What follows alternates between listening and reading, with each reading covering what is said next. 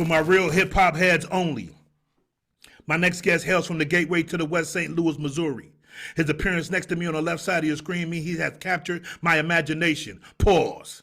He is a light in the distance. He offers no apology for who he is. Not only does he obliterate the mic, he dives headfirst into oncoming traffic. Sometimes the best way to say a thing is the simplest. He nice. I got too much on my plate right now to find a mountain to climb, but I damn sure need to be on top of one, screaming the truth about what this man's genealogy has made possible for us to enjoy as a community. The only thing unwarranted about this MC is his humility, because he should be barking like Ocho Cinco right about now. Don't listen to me, Davie, I'm high. I can't say he's up next because he's on fire right now. Some of y'all just late. You're motherfucking welcome. He should be doing features with Ito, Left Lane Didon, Jamil Naeem X, Mos Def, Graf, Ed OG, Currency, Reno RX, Shay Noor, Nejma Nefertiti, DeLorean, All Hail YT, Corday, Freddie Gibbs, and SZA. I mean every word I say. I realize that patience is a virtue, but in all transparency, for this particular MC, it's time. It's past time. You and I are here to fervently push forth the most inherently talented artists of our time. Lest we wake up in 25 years and find ourselves immersed under and besieged by mediocrity and pure idol worship. This is your chance to prove that you care about the culture, because if we don't preserve it, who will? Stand on business when you're moving with powers. The shit's simple enough, so we doing this right now. Turn me up, MCs. These are the words that should make you feel shame. The movement is passing you by. The torch is being passed, and you are no longer fully in control of the narrative. You have fumbled the bag, but my next guest got the pigskin tucked tight, plowing his way through traffic. And it is for this reason that I am extremely honored to announce that a man who lives his truth and delivers it with such eloquence has touched down on the set. Ladies and gentlemen, and lovers of the most authentic of the sport, Davie motherfucking Napalm is in the building.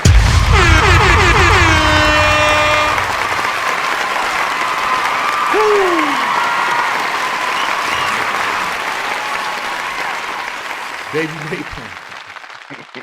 Davie Napalm was popping. What's the word, dog? Long time coming. The man is the truth. I'm honored to have you with me. Let's get right into it. Why the name Napalm? Man. The story of how I came up with it, because I used to just go by Davie, and in all reality, that's a little too generic for a Google search, you know what I'm saying? And so I just had a bar one time that said Davie Napalm, yada, yada, yada. And I had a homie that was like, bro, that is the hardest shit ever. Like, change your name to that shit right now. And at first I was like, bro, shut the fuck up. Like, I'm not changing my fucking name. Like, who are you? Like, Then I told one of my other homies jokingly, making fun of my dude that was telling me, I'm like, this nigga trying to tell me to change my name. They're like, hey, I ain't gonna lie, that might be the hardest shit ever. I was like, damn, is that hard? Like, cause it was just a passing, thought in a bar, and I mean, it was far before I had ever released any music, but yeah, it was just a bar I wrote in a song that I recorded, and one of my homies, this cat named Devo, one of my day one dudes. I don't see him as much anymore, but this cat named Devo is a legendary skateboarder, and we used to be getting in all kinds of trouble growing up and shit. It works. And now you got that moniker on your merch. Yeah, Napalm, for sure. I like those. I've been seeing them a lot on IG. Them is dope. Nice. I always ask for freebies. I know people can't afford it. These cost a lot. These joints, they cost a lot. I get it. But I'm interested in the first music you heard. What got you hooked? On hip hop? Yeah. Yeah, man. What got me hooked on hip hop was Midwest hip hop. These Chicago cats. Basically, I think I was in middle school probably. I didn't grow up listening to hip hop music. I grew up singing. I grew up making music since I was a baby, but singing growing up. And I had a cousin and I always liked rap music, but the pop rap shit wasn't didn't grab my ear like he was just some bullshit. You know what I'm saying? I had a cousin that moved in with us, and he used to go to sleep listening to music. And I remember one night I was like, "Nigga, you gonna choke on those fucking headphone wires? Like, fuck are you doing? You don't go to sleep with headphones in your ear. That's dumb." I was like, "What's so fire that you got to go to sleep listening to it?" You know what I'm saying? He was like, "Here, listen to this shit." And I'm pretty sure the first shit he showed me was Lupe Fiasco's Food and Liquor album. And I mean, it just sounded like real music.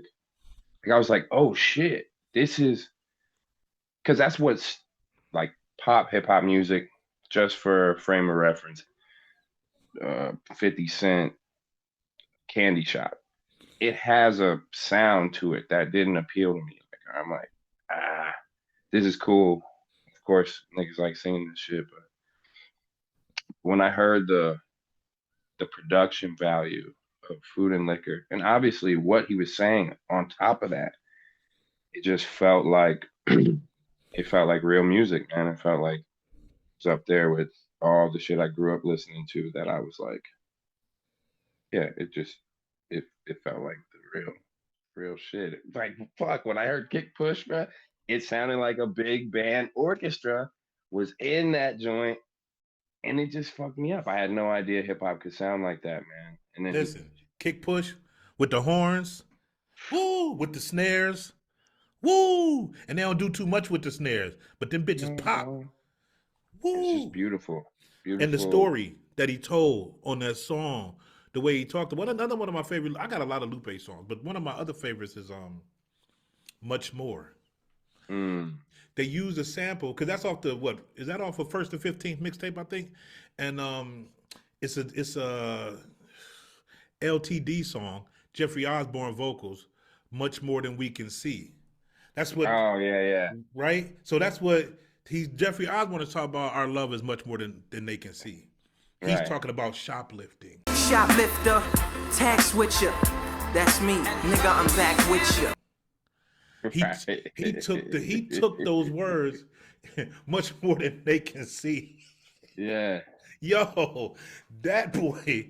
Excuse yeah, me, I'm getting over a cold, but we connect on that one because when I first heard yeah, Kick man. Push, and it's still one of them way up there. Do you consider yourself boom bap or a backpack? I, I don't know. I feel like those terms have like a connotation behind them at this point. Like I don't. I feel like I feel like um, growing up making this music, and when I was learning to make it, that's what I considered myself, you know. But I like to, I like to. And sorry if you could hear my kids in the back there acting crazy, but I'd like to think, and I can only say this because of the reactions and what I've heard from people is I would like to think that to some degree I've transcended the just the generic the boom bap backpack shit, you know. Like I feel like even people that aren't diehard hip hop fans can really gravitate to the music, and yeah, I think yeah, it all starts with the boom bap shit, and I think like I said, I grew up with musicians.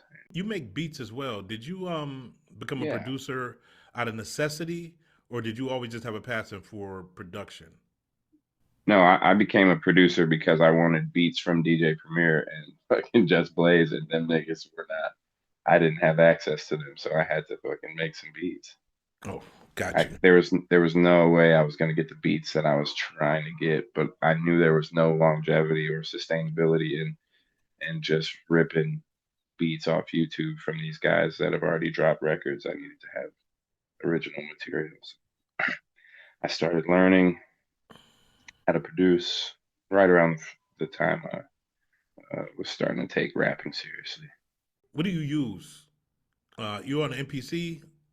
No, it sounds like it, but I'm on FL Studio. I have, you know, a keyboard that I use to play in different stuff, and you know, I have my musician friends come and play stuff if it's something that's a little too complex for me to execute myself. But Yeah, FL Studio, keyboard, and then I get busy on whatever, because I collaborate with some of my friends. They all use different machines and whatnot, so I just try to learn so that I can be at least competent on all the standard machinery. So I remember back in the day when Fruity Loops first came out, and people really used to kind of look down on Fruity Loops a little bit, right? Yeah. Because everybody else had like back then they was using the Triton, they was using the Phantom. You know what I mean? Because I used to make beats, right? So Yeah. And so certain people, if they had some bread, they had a Triton at the crib, or they had a Phantom, they had the MPC at the crib, and everybody that was using Fruity Loops, they was broke. That was the perception at the time. And I started messing around with Fruity Loops a little bit because I used to see people on YouTube recreating Kanye beats on Fruity Loops. And it was so amazing. So I don't know how y'all use it now, right? Because back then it was like you push this button and you push this button, and then if you took this button off, then it would leave you a space or something like that. And if you hit all of them, then your hi-hat would go right, and then you would like take them out, and then that's how you would get your rhythm. Yeah, that's like the sequencer, or like yeah, for sure. That's still a feature on there. I use it a little different than most people do, but basically, I remember when I linked up with Ski Beatz last year. He was like, "All right, now that we back at the studio, show me how you make beats, nigga." I was like, "Nigga, me show you? I'm trying to see how you make beats. Fuck that shit." Ski He Beatz was playing, like, man. What's wrong with Ski? he said I downloaded Fruity Loops because I got to see how you're making this shit. So go ahead and pull it up. Just chop some shit. You know what I'm saying? Show me how you make some shit. So we had just got back from a record store, chopped it up, and he was just like, "This is the same shit we do on the MPC. This is the exact same shit that I'm doing on the MPC, but you figured out somehow to do it on FL Studios." And that's because, like you said, I was broke and I was trying to get the MPC sound, and I had to figure out how to finesse it without the machinery. Yeah, FL Studio can make you into a monster if you just stick with it and like concentrate and learn how to. Now you skipped ahead of me because Ski Beatz was one of my questions. How you hook up with Ski Beatz? He was one of the first cats that found my music, like as far as like notable people. Like I just dropped my debut shit, and he reposted it on his page, and I was like, this can't be the real Ski Beatz page. Right. But either way, I commented. I was like, "Thanks, OG." You know what I'm saying? Like, I appreciate you. You know what I'm saying? Big fan, whatever. And he messaged me and he was like, "Hey, call me." And I was like, "Nigga, what? This can't be the fucking legendary Ski Beatz." Like, that's another one of my production influences. I can't tell you how many hundreds of thousands of times I listened to that Lucchini beat. That's like one of the crazy. I don't know. Either way, I still couldn't believe it was him until he called me, and I just remember he was like, "Yo, I was like, "Yo, what's up?" And he was just like, Napalm is what's good, nigga. What the fuck? Like, where are you from?" And I told him, I was like, "I'm from St. Louis." He's like, "I ain't never heard no shit." But yeah, he just found my first video shot by Louis Cortozzi. I appreciate that dude. He's a really dope, creative. But yeah, dude brought the video to life. We dropped it within, I don't know, a week or two. Now, you I was thinking about this Ski Beatz. One of my favorites, and I'm sure I haven't heard them all. One of my favorite Ski Beatz tracks, Life Under the Scope, Currency. Okay. Listen. They just want to make you fuck it all up, turn over, make you get a ball up. Ooh, spitter. Listen. That's like, I use that song for motivation. Like he talks some stuff on there. So I'm listening to your mixtape, More Pressure. That motherfucker's pretty ambitious. Right? It's ambitious. A song like Flames is a perfect example. You got trouble with the crew trying to lose your life. Niggas can't rap, you about to lose your mic when it drop. Make sure you moving right. I promise it's not stopping when the mood is right. They said you might have to do some ghost writing or production. If my name ain't on it, yo, you don't get no production. No melody, no percussion. No time for a discussion. The game is shady. Industry niggas, I never trust them. It's drenched in the best of what hip hop, R&B, jazz, synergy type shit. Yeah. How do you get there? I don't know. I mean, how do I get to that sound? Yeah, like that vibe, right? How you get there? Yeah. Like I said, you know, it started with me making beats to try and emulate some of the cats that like the beats that I liked rapping on. The Ninth Wonder beats, the Dilla beats, the DJ Premier beats, the Ski beats, these cats, you know what I'm saying? The Mobb Deep beats. I wanted all them shits. I was downloading all the beats, rapping on that shit. And I'm just, you know, there's only so long you can rap on other people's beats. And so I'm learning, trying to you know, finesse my version of what I appreciate from all those cats. And then I link up with this band, Loop Rat. These are all jazz musicians. All these cats are like serious jazz musicians. Even some of the rappers were jazz musicians. The fucking the dude that started the group, this cat named Nate, he was like a French horn player, like the top in the country and shit at one point. So, and he's a rapper in the group. But these cats were all like super gifted jazz musicians, very serious. Some of the best in the area, if not the best in the area, in their age group, their generation. Um, and yeah, it just I grew up kind of not paying attention to the formal training that I was getting, and very much dependent on my ear, which I was very proud of how good of an ear I have. But then getting with these other musicians, you realize that the formal training is important to learn the language of music so that you can communicate with other musicians without having to necessarily show them exactly what they need to do. And that was something I learned within that group. And so just playing with them and learning to communicate with them, and just them expecting a higher level of musicality out of my production. You know, I remember bringing them beats and they're like, nigga, this some basic shit. Like, we're gonna have to change this part. This is just a loop. Like, does it change? Like, is there another part? Like, the fuck is going on? You know? And yeah, just, you know, just trying to keep up with those cats. Really stepped up my musicality to a different level, and also it playing with them made me fall in love with jazz music because, you know, as I'm researching these cats, trying to catch up with the rest of my band, you know, I realized there's not another genre, and this is just my opinion, but there's not another genre where to be considered a legend, um, the level of mastery that you have to have of your instrument in jazz music to be considered a legend is incomparable to other genres. You can be a cool singer and be just kind of iconic, you know what I'm saying? And people can buy into your image or whatever the fuck, bro. Those top jazz names, them cats were like, I mean, and honestly, there's countless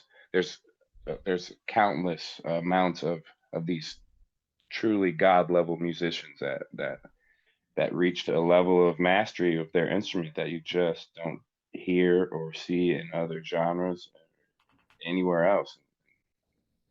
So that made me fall in love with jazz music. I gotta ask you this: Yeah. you ever get angry? When's the last time you got angry? You ever shout at somebody? You seem so laid back. I'm trying to figure No, out. I definitely have a temper. I You got mean, a it's temper. just I mean, if shit gets, I mean, I stay calm because I mean, I'm an adult now, you know what I'm saying? I really don't put myself in situations where I have to get angry with anybody because I'm blessed to be in the situation that I'm in where I don't have to go to work. What I do on my day to day is of my own choice. So I get angry when I realize the state of like the art that I take part in. You know what I'm saying? Where it's like being an MC doesn't.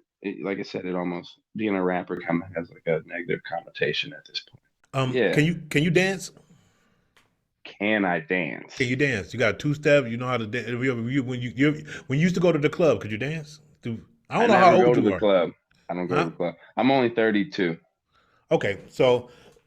But I never go to clubs. I don't go to bars. But I do. I mean, if the music makes me want to dance, I'm gonna dance. But are you a good dancer, or do you stink at it? Nigga, though. I mean, are you good, or you stink at it? I don't know. I don't dance enough to be good, I guess. But I'm not a bad dancer. We grew up dancing. I grew up dancing, when I was a kid. And so you said I'm you were not a bad dancer. You said in terms of music instrumentation, you were classically trained. Is that correct? I would say I had some training growing up that I neglected, and on what, piano? Piano for sure, singing a lot, and now I just tinker on other instruments, and I mean I still only tinker on piano. If I have some serious piano work that needs to get done, I'll call somebody. You can sing? I stopped singing for a long time, but now I got these. Some of the artists that I have around me, if we're working on tracks and shit, and they'll hear me singing. Now they're like pushing me to sing on records, but it's just one of those things that has just a connotation behind it that makes me feel some type of way. Like the singing shit, just like what made me lose a taste for singing is the image that male singers try to have. And it just made me not fuck with it. I'm like, nah. Man, if you could sing, I'm gonna need to hear something. No, I'm not gonna sing on here. No, not here. Oh yeah, no. I'm just saying, like on a track, you gotta because you we'll might have some records. Yeah. It's good though. It'll be nice when I do it. I got some new records that have some. I got a friend named Bangs. Okay. Female. She can rap and she can sing. And she do them both on the album. Listen, Lauryn Hill did that.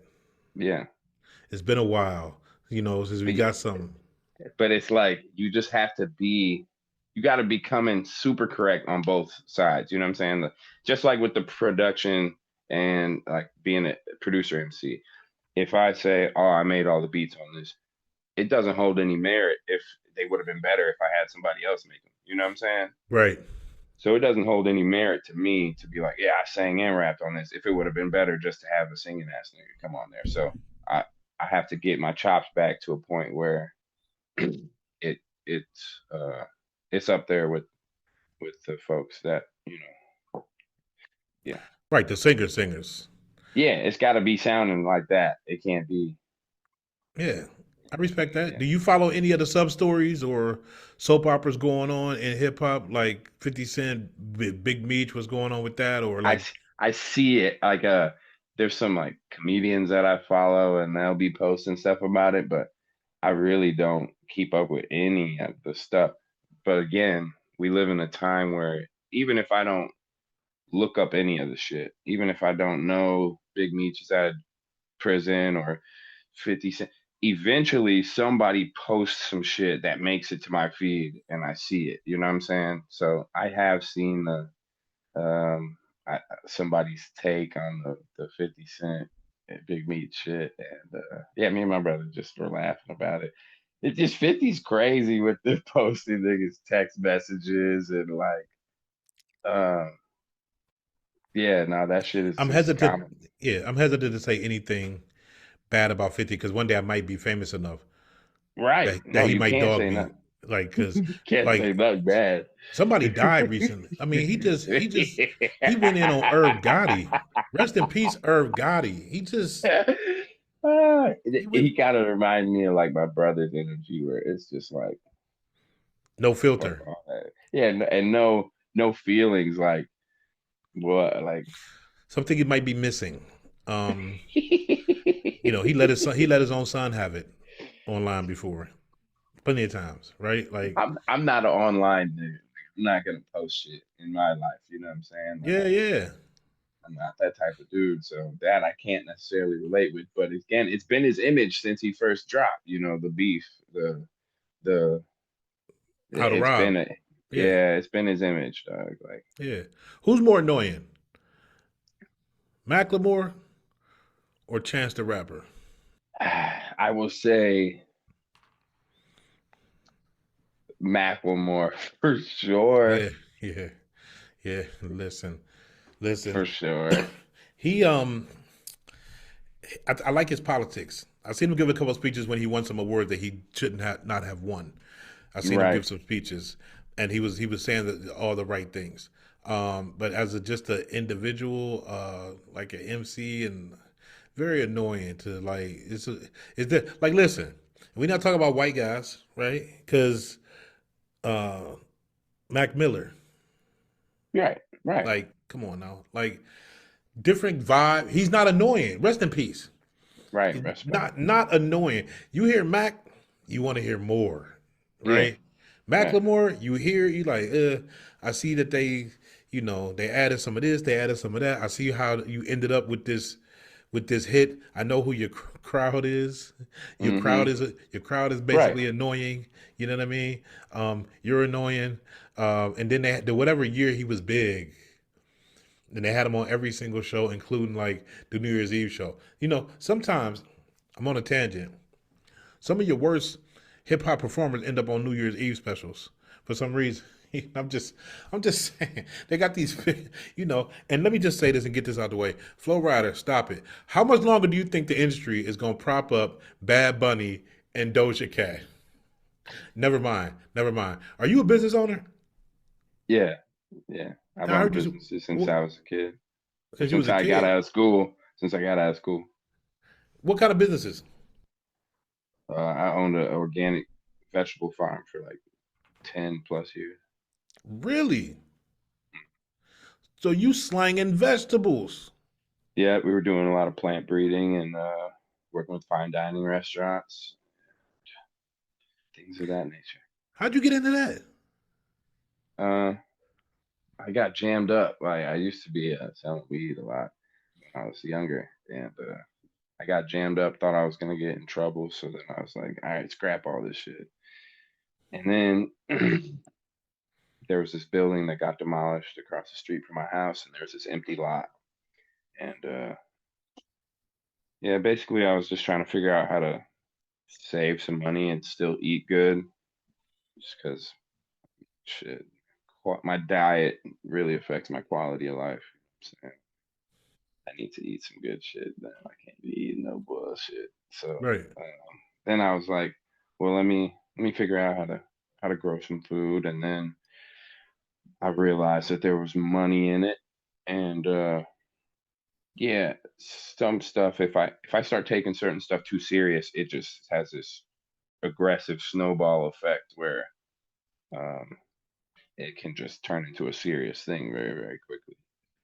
Farming was one of those things, these opportunities were presented to me in a short window of time, and before I knew it, it was a means of income and sustenance, and a way to provide to people in the community in a way that I had never been able to before.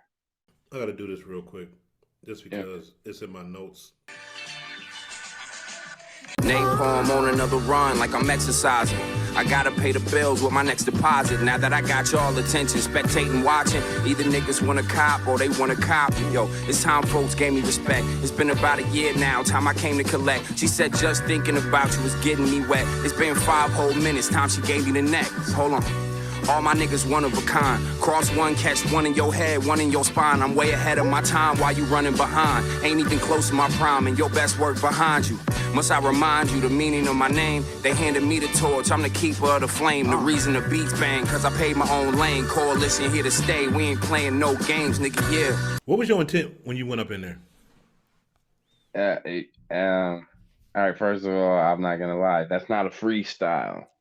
It's a song that's out. It's called Another Run. So I don't like calling stuff freestyles that aren't freestyles. You like to be real precise about the language. Yeah, and I honestly, I'm not the type of dude to freestyle on a live recording. Me personally. Good, because I was gonna challenge you to a battle. You just lost. Congratulations. Yeah. Listen. I want to give people, I mean, there's some cats that are just that nice at freestyling, but I think for me, my pen game is incomparable to my off top, so I like to. And because I know I've seen this song somewhere else. I probably shouldn't have called it a freestyle. So, what the name of the song again is what? Another Run. Another Run. Yes. Yes. Who did the arrangement for that? Because I love that. The beat? Yeah. Me. I say like 98% of my catalog, if not 99% of my catalog, I produced it. There's only a couple other cats that I've worked with that have produced my song. Ski Beatz was one of them? Yeah, I have one song out produced by Ski. I'm working on a whole tape with him, but that is crazy. Like, bro, to be working with a guy like, you got this man's phone number. Nah, he's fam. Yeah, for sure. That's crazy. Legendary shit.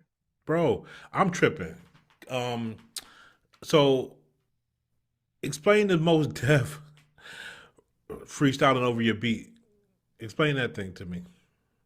Okay, so that's like every once in a while I'll get the idea of like, oh, I'm about to make some like beat videos, you know what I'm saying? And like take these like dope freestyle videos that I grew up watching and rip the beat off, or like find ones where they're rapping with no beat. Like there's another one on my YouTube channel. You'll find it's like a really old rock hymn freestyle with a beat that I made behind it. Lyrics make me a menace. When it's in a sentence, then it's finished. More pure than raw, much more above the law. I don't go on tour, I go to war. Stomp and conquer, flaunt a similar style. Rhymes attack, now they want rap exile. Cause every word I said will be deadly. An MC murderer, signs are steadily giving me new ways and methods, melodies and melodies, weapons for records, tactics lethal, perhaps it's illegal. Scorching them, torching them, cause that's how we do. And yeah, I wanted to just kind of pay homage to these dope videos that I grew up watching, that I came up watching, that were really inspiring to me, and put some beats behind it. And so that was like one time I just found some time and cooked that up, made a beat for this that Mos Def Park freestyle that he, every time when I be in your vicinity, that it's hard. And so yeah, I just sometimes I'll find some time to do some extracurricular activities. That was one of them. I want to listen to this verse with you. Whose verse is it? Beanie Sigel. Okay, hard. Right? I'm pretty sure he's on this cut. I'm gonna see if you can hear this. Can you actually hear this?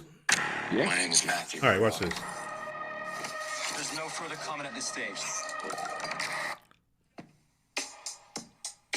This is a song by The Roots, right? I already know this joint, bro. Once again. Yo, this is my shit. This is my shit. Right. It's called Adrenaline. Yeah. Ladies right? and gentlemen. Once again. Let's listen to the verse, because I know you ain't heard the verse in a minute. Bro, I'm telling you, this is one of them joints. This shit right here, this is Bean. Yeah. Wait.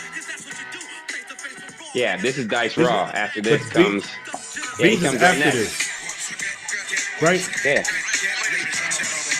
I haven't heard this verse in a while. They used to talk shit war with my boys, stick to riot them. First nigga that flinch, I'ma fire him. Tape him up, grip his hands and ply them. Know the bricks is in here, where you hiding them? Don't die in the shit that you lying in. I used to get fronted bricks, now I'm buying them. Used to cop off my man and I'm supplying him. Pay the front row seat watching Iverson. First class air crash when I'm flying in to LA. Shaq Eddie, Kobe Bryant and them. Say to Joseph, Chris Tucker, Richard Pryor and them. Used to shotgun the cars, now I'm driving them. Used to hustle around bars, y'all was robbing them. Ran up in y'all spot with robbing them. Grew up 2-4 with buying them. But do my dirt 21st with Kyle and them. Nigga pop, nigga buzz, little Mark and them. Brother News, nigga Scoop, Molly Park and them. Nigga jump, pull a pump, low spark in them. I know shit right now, getting dark to them. Tore they body all up, ain't no chalk in them. I'm too sharp for them, move out in the dark enough. These in the down foul streets when I'm stomping them. Once again. That's the type of stuff I get excited about, man. All that. This is my first time being real on a record. Shit don't get me excited, man. That boy was talking crazy, and if you look, bro, I had the CD, right, and so I'm looking at it, reading the notes. They're telling the story of that studio session. They said somebody brought him in the studio. They didn't even know who he was, bro. They didn't know who he was. They said, let bro get on this. He'll go crazy. They said he came in there, pretty sure they said he didn't write it. He just came in there and did the A&M flow and did the A&M the whole verse. Crazy. Bro, like, and They said they had no idea who he was. Ended up being one of the most impactful verses on the whole damn album. Like, when you first heard that, you fell out. You was like, what's going on? And I couldn't believe that it wasn't planned. And I'm like, nah, music is crazy. I couldn't believe it was Beans. I couldn't believe it was Beans. Because I'm not used to hearing Beans, like, stab the shit out of you like that, at that pace. Bro, one of the craziest verses in the history of rap music, period. Like, listen, bro. He set the bar. And in my intro, I said that the only thing unwarranted about you is your humility, because you come across humble. But on More Pressure, the mixtape, you spend a lot of time reminding folks they can't fuck with you. Why the attitude? Why the attitude? I just think, especially at that time, man, what I was on at that time, I just felt like I was really I felt like I had something to prove. Like I was really, there's not a lot of hooks on them. They're not even like real songs. I remember I met this dude, works with J. Cole, and he was like, he works with Dreamville Records. And he was just like, hey, these go crazy. You got any real songs? And I was like, nigga, these are songs. What are you talking about? And he was like, nah, shit with hooks. I'm like, nigga, you can turn on the radio right now. Every song got a hook. But there ain't nowhere you can go for some straight bars. Right. Nowhere. That's what I wanted to hear at the time. I didn't want to hear any songs. I'll be trying to make the stuff that I don't hear that I want to hear. I don't hear, it's like, yeah, I don't know. I want to put out the music that I'd like to hear, that I wish was being released in that. And yeah, I just felt like there wasn't, not a lot of cats were really getting busy rapping, you know what I'm saying? And there's a handful of cats, don't get me wrong. But yeah, I just feel like, yeah, I just had something I was trying to apply some pressure onto dudes, man. I was trying to show niggas that there's still some real genuine hip hop shit going on. You know what I'm saying? No trend hopping. You know what I'm saying? Not trying to sound like nobody else's shit. Like real original shit. There's a lot of people that, well, after Griselda came out, everybody wanted to rap on slow beats and try to be rapping, but you were like singing with auto tune on your last shit. You know what I'm saying? And I just be wanting to show niggas what's up, because everybody be bullshitting out here. They turn on the mic and be bullshit. Who got the best verse on Flavor in Your Ear remix though?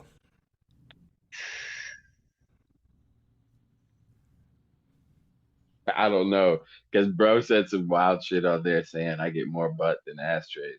I don't know what he has some wild lyrics, bro. If he said some crazy shit, bro, like, that would fly nowadays. Like, guy, that shit would be under the scope. Yo, Like, when he what? said when he said Vamoose, you whack to me, take them rounds back to the factory. Listen, that right there will make a lot of people stop rapping, and rightfully so. Like That's he don't know you. He don't know you as a person. You just a guy listening to it come out the radio. But when he said take them rounds back to the factory, you had to think, am I doing the right thing with my life? yeah, man. Yeah. That's definitely He got the best verse on there. You're as a producer, how much has the '90s influenced your beat making? a lot. Definitely a lot. I mean, shit, the style of production that my music stems from is created in the late '80s and the '90s for sure. So I mean, and majorly, I yeah, majorly '90s, early 2000s. Do you? I was gonna ask you, do you follow what's going on in upstate New York? But you mentioned Griselda. As far as who?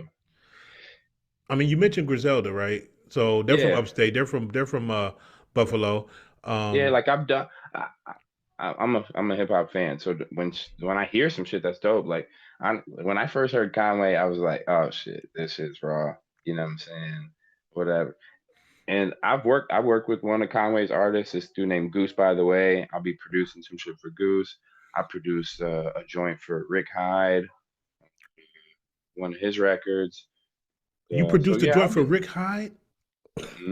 On this Excuse me. record called Steama. Rick Hyde. Let me say this and hope nobody get mad at me. Rick Hyde has always been good to me. I met him a couple times. He's always keep it 100. When I first heard Hyde, not to say he couldn't rap. Let me not. Nah, all you gotta say is he's progressed a lot since you first linked it with him there. Crazy you gotta progression. say where it started. You Right. gotta just Crazy progression and the shit that he says. And his bars is so steroid injected. Yeah. He's not to be played with. He is not to be played with. Dope. He gonna show up and do something crazy to you.